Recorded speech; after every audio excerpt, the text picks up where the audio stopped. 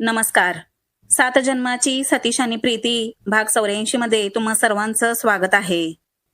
पुढचे 2 दिवस कॉलेजमध्ये एकदम गडबडीचे होते.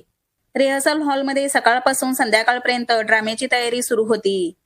प्रीती, सोनाली आणि केतकी आता डान्समध्ये अगदी परफेक्ट झाल्या होत्या. त्यांना सगळ्यांना डान्सच्या स्टेप्स, एक्सप्रेशन्स, एंट्री, एक्झिट सगळं इतकं नीट जमलं होतं की बघणाऱ्यालाही वाटावं या तर प्रोफेशनल डान्सर आहेत. त्यांचा डान्स सुरू झाला की नीता, मनाली, सतीश आणि कार्तिक समोरच बसून टाळ्या वाजवत असायचे. वा वा, अगदी झकास, पुन्हा एकदा करा ना ती स्टेप, असं म्हणत सगळे त्यांना चीअर करत होते.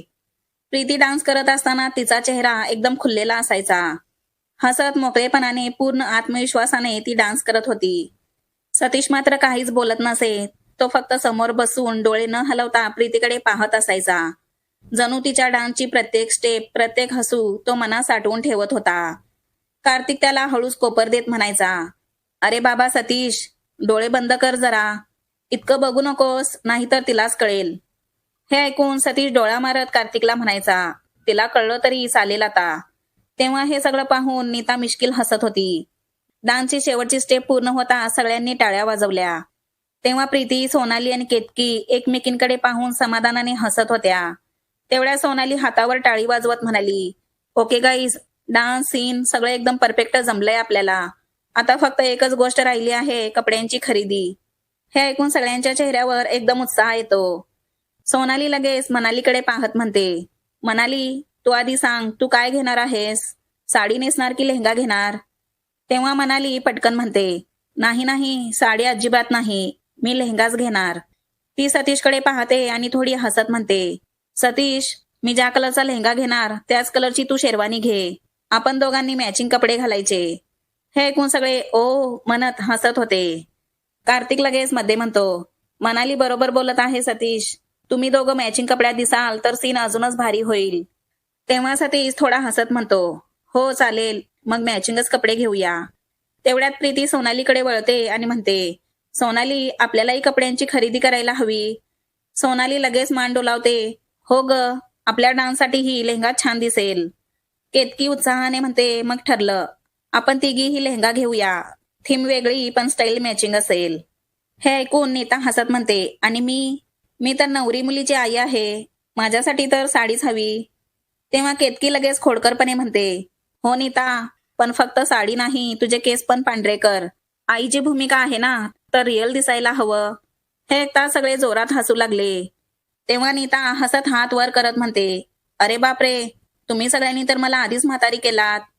कार्तिक लगेच म्हणतो, नीता, तू काही काळजी करू नकोस. तू कितीही मेकअप करून म्हातारी होण्याचा प्रयत्न केलीस तरीही तू तरुणच दिसणार.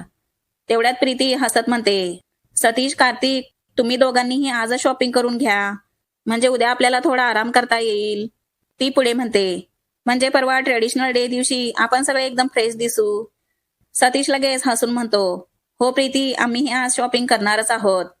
केतकी लगेच कार्तिककडे पाहून म्हणते, आणि कार्तिक, तूही कपडे घे, नाहीतर शेवटच्या क्षणाला जे मिळालं ते घातलं असं म्हणशील. कार्तिक हसत म्हणतो, ओके मॅडम, तुम्ही जसं म्हणता आम्ही सगळं तसंच करतो.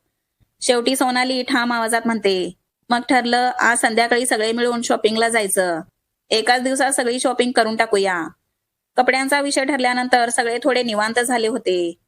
तेव्हा नीता सोनालीकडे पाहत म्हणते, अगं सोनाली, एक गोष्ट विचारायचीच राहिली, आपण लग्नाच्या या सीनमध्ये नेमके कोणते विधी दाखवणार आहोत? सोनाली थोडा विचार करून म्हणते, हो नीता, आपल्याकडे कमी वेळ असल्यामुळे सगळं थोडक्यात दाखवायचं आहे. ती पुढे सगळ्यांना समजावत म्हणते, सगळ्यात आधी आपण साखरपुड्याचा सीन दाखवूया. नवरा नवरी एकमेकांना अंगठी घालतील, याने सीनची सुरुवात छान होईल. तेव्हा लगेच सगळ्यांनी मान डोलावली. त्याच्या लगेच पुढे आपण थेट लग्नाचा सीन दाखवूया असं सोनाली म्हणते. वर वधू समोरासमोर उभे राहतील आणि मंगलाष्टका सुरू होईल. सोनाली स्पष्टपणे सांगते, मंगलाष्टकानंतर नवरा मंगळसूत्र घालणार आणि सिंदूर भरणार आणि सगळ्यात शेवटी सप्तपदी दाखवायची. तेव्हा केतकी थोडी चकित होऊन म्हणते, अगं म्हणजे सोनाली, हळद, मेहंदी वगैरे असं काहीच दाखवायचं नाही? सोनाली हसत म्हणते, नाही ग, वेळ कमी आहे, आपण फक्त मुख्य विधी दाखवणार आहोत. ती थोडं थांबून ठामपणे म्हणते, आपल्या ड्राम्याचा सगळ्यात महत्वाचा भाग म्हणजे मंत्र आणि सप्तपदी आहे. हे विधी नीट झाले की लग्न पूर्ण झालं असं सगळ्यांना कळेल. आणि हा लग्नाचा सीन झाल्यानंतर प्रीती, मी आणि तू आपला डान्स करायचा. तेव्हा प्रीती थोडी आश्चर्याने विचारते, लग्नानंतर डान्स करायचा? हो असं म्हणत सोनाली मान हलवते. अगं, लग्नानंतर आनंद व्यक्त करण्यासाठी आपण डान्स करायचा. केतकी आनंदाने म्हणते, म्हणजे आधी भावनिक लग्नाचा सीन दाखवायचा आणि मग हलका फुलका आनंदी डान्स करायचा. नीता समाधानाने म्हणते, छान आहे हे सगळं.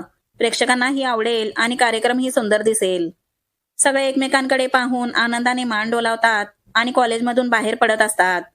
हे सगळे बाहेर पडत असताना तेव्हा कॉलेजच्या गेट समोर रोहन उभा होता. तो थोड्या उत्साहात थेट प्रीतीकडे पाहत म्हणतो, अरे प्रीती, मला आत्ताच कळालं, तुम्ही सगळे ट्रेडिशनल डेला लग्नाचा ड्रामा करणार आहात म्हणे. तेव्हा सगळेजण थांबले आणि रोहन पुढे म्हणतो, प्रीती, तू हे मला आधी सांगितलं असतंस ना, तर नवरा नवरीची भूमिका आपण दोघांनी केली असती. मी नवऱ्याची भूमिका करायला तयारच होतो. हे ऐकता सतीचा चेहरा एकदम बदलतो.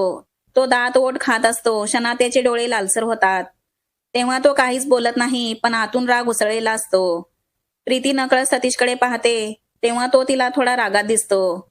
तेव्हा ती रोहनकडे पाहून शांत पण ठाम आवाजात म्हणते, रोहन, तुझ्या माहितीसाठी सांगते, मी या ड्राम्यामध्ये नवरीची भूमिका करतच नाही. म्हणजे तू माझा नवरा होण्याचा काही प्रश्नच येत नाही.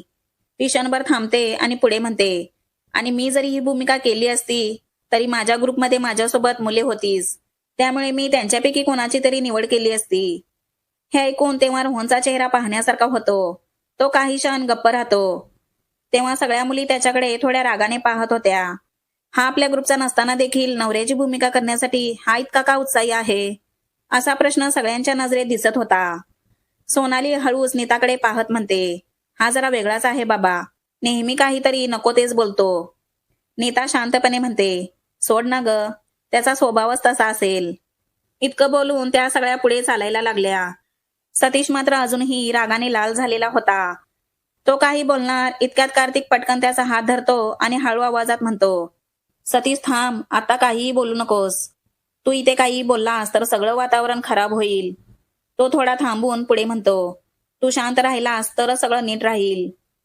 सतीश एक दीर्घ श्वास घेतो, क्षणभर डोळे मिटतो आणि मग स्वतःला सावरत काही न बोलता पुढे चालायला लागतो. सगळ्या मुली पुढे चालत होत्या. प्रीती त्यांच्यासोबत चालत होती, पण तिचं लक्ष मात्र मागेच अडकलं होतं. तेव्हा तिच्या मनात एकच विचार घोळत होता, आता सतीश रागाच्या भरात रोहनला काही उलटसुलट बोलणार तर नाही ना? सगळ्यांसमोर काही गडबड झाली तर?